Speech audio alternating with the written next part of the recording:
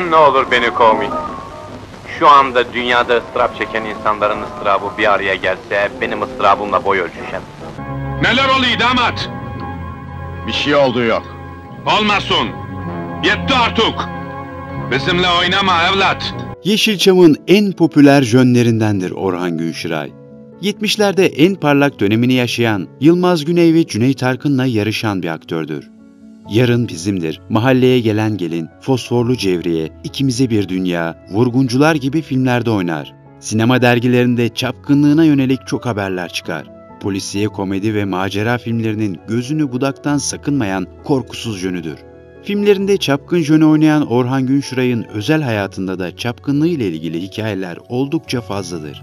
Hayatını dolu dolu yaşar, benim gibi yaşayan insan azdır der. 8 kez evlenen Orhan Günşiray'ın 5 çocuğu vardır. Çocukları çok sevdiğini söyler. Çocuklarından biri yakından tanıdığımız sinema ve tiyatro oyuncusu Mahir Günşiray'dır. Orhan Günşiray 3 Temmuz 1928 tarihinde İstanbul'da doğar. Nüfusa kayıtlı adı tam olarak Orhan Melih Günşiray'dır. Sinemaya başladıktan sonra Orhan Günşiray ismini kullanmayı tercih eder.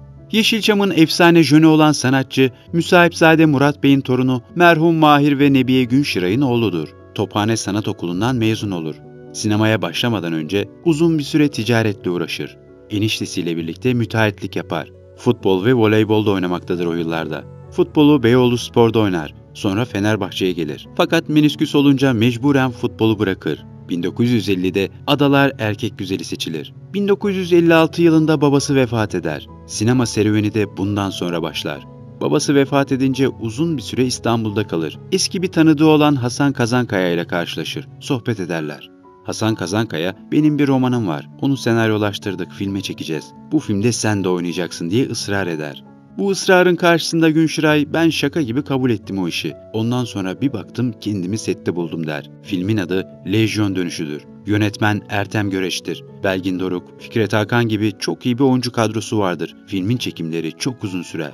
Günşiray sonra başka teklifler aldım ama kabul etmedim. Lanet olsun, bir senede film bitti. Canımız okudu. Böyle iş mi olur dedim. Sonra 58 senesiydi. Baki Baba vardı, Şans Sineması'nın sahibi. 2 de Ermeni ortağı vardı. Onlar çağırdılar. Faruk Genç de vardı. Bir film yapacaklardı. Ben bu işi yapacağım dedim. Geleceksin dedi Faruk abi. Onu sinemanın dışından Büyükada'dan da tanıyordum. Gittik.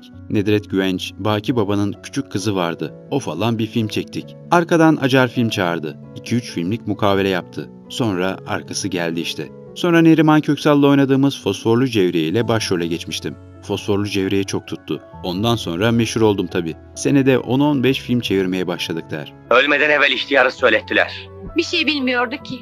Hem bilse bana söylerdi. Senden sonra öğrendi. Gerçekten de Neriman Köksal'la paylaştığı Fosforlu Cevriyen filmi beklenmeyen bir ilgiyle karşılaşınca film yapımcılarının aradığı jön olan Orhan Günşiray yaşamının yönünü sinemaya çevirerek kısa sürede halkın en sevdiği oyuncuları arasına girmeyi başardı. Yıldızı birden parlamış çok popüler bir jön olmuştur. Film şirketleri, Anadolu'daki işletmeciler Orhan Günşiray'lı filmler istiyordu artık. Bu ün Günşiray'a para da kazandırır. Daha sonra Atıf Yılmaz'la ortak yerli filmi kurarak yapımcılığa geçer. 1962'de Abdullah Ziya Kozanoğlu'nun eserinden Suat Yalaz'ın senaryosunu yazıp Atıf Yılmaz'ın yönettiği Cengiz Han'ın Hazineleri filminde başrol oynar. Büyük umutlarla varını yoğunu bu kostüme, tarihi temalı filme yatıran Günşiray, film vizyona girdiğinde beklediği hasılatı elde edemez. Günşiray, çok güzel bir yazıhanemiz vardı. Eksik olmasın rejisör mimar Duygu Sağaroğlu yapmıştı. İstiklal Caddesi'nde Sivas İşhanı'nın 3. katındaydı. Filmler beni çok büyük zarara soktu. İşletmecileri takip edemiyoruz. Ben yoğun çalışıyorum. Atıf yoğun çalışıyor. Paraları ödemiyorlar. İstedikleri gibi fiyatlandırıyorlar. Bütün bunlar bizi çok yıprattı. Yazıhaneyi kapattık der.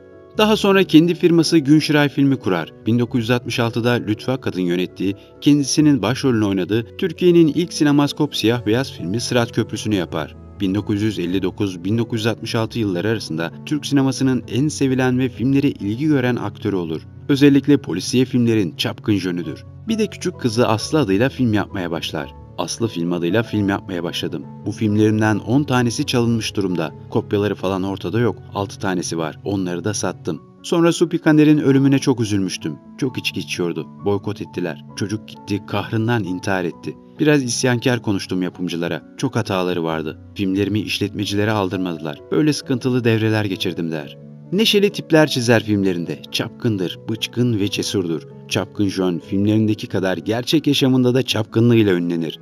Rica ederim, soyununuz. Bizim için namahrem diye bir şey yoktur. Biz yeminli müstahdemiz. Müşterilerimize asla yan gözle bakmayız. Magazin dergilerine çok sık haber olur. Hayatı çok renklidir. Günşiray filmleri için şöyle der. Tabii bir kısım beni mutlu eden filmlerde oynadım. Fakat benim istediğim bu değildi tabii. Dolandırıcılar Şahı, Yarın Bizimdir, Mahalleye Gelen Gelin Var. Bunlar çok güzel filmler. 70'lerde bir süre filmlere ara vermek zorunda kalır. Oysa daha çok filmde oynamak istemektedir. 1970'ten sonra sinemadan uzaklaşarak şarkıcılık, düğün salonu, yazlık sinema işletmeciliği yapar. 1968 yılında Yeniköy'de Yeniçeri adıyla bir de restoran açar. Orhan Günşiray şöyle bahseder. Reklamları, ilanları şöyleydi. Yeniköy Yeniçeri, Orhan Günşiray'ın yeri. Her gün dop doluydu, müzik vardı, yemeklerimiz ve servis çok iyiydi. Oraya Ayhan Işık da gelirdi eşiyle. Sadri ve Çolpan da gelirdi. Sonra Yeniköy'ün biraz ilerisinde Dolce Vita diye bir yer açtım. Gazino gibi. Sadri, Çolpan, Ayhan ve eşi oraya da sık sık gelirdi. Ayhan çok ciddiydi. Müşteriler var tabii. Sadri durur mu? Müşteriler gittikten sonra kapatırdık kapıları. Ayhan bataryaya geçer, eğleniriz, şarkı söyleriz, dans ederiz. Dünyada böyle Ayhan gibi bir sanatçı düşünemiyorum. Kendini yalnız mesleğine adamış, mesleği her şeyden önce gelen, başka bir dünyası olmayan bir sanatçıydı.